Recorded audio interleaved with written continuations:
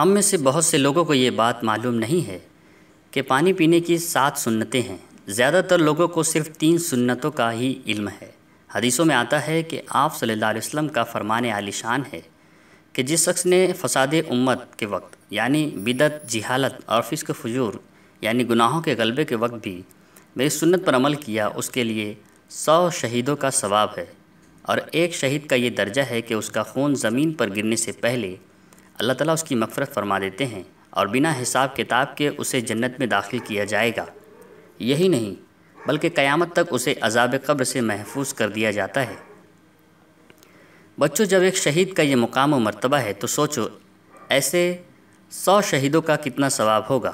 اس لیے آئیے پانی پینے کی سنتوں پر عمل کرنے کے ارادے سے اور ثواب حاصل کرنے کی نیت سے دیکھتے ہیں کہ وہ 7 سنتیں کیا ہیں۔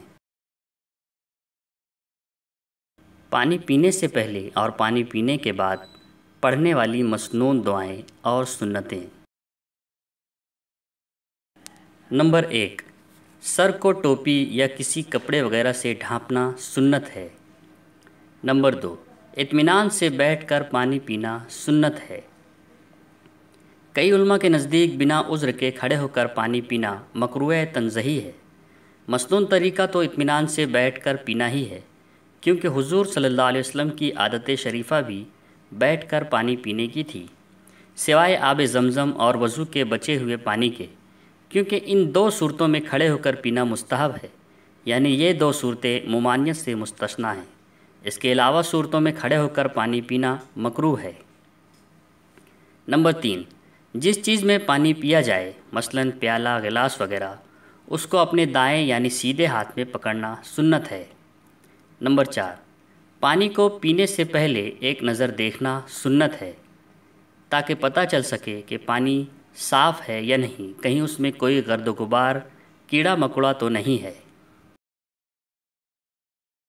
نمبر 5، بسم اللہ یا بسم اللہ الرحمن الرحیم، ترجمہ: شروع اللہ کے نام کے ساتھ جو نہایت مہربان بہت رحم والا ہے، پڑھ کر پانی پینا سنت ہے۔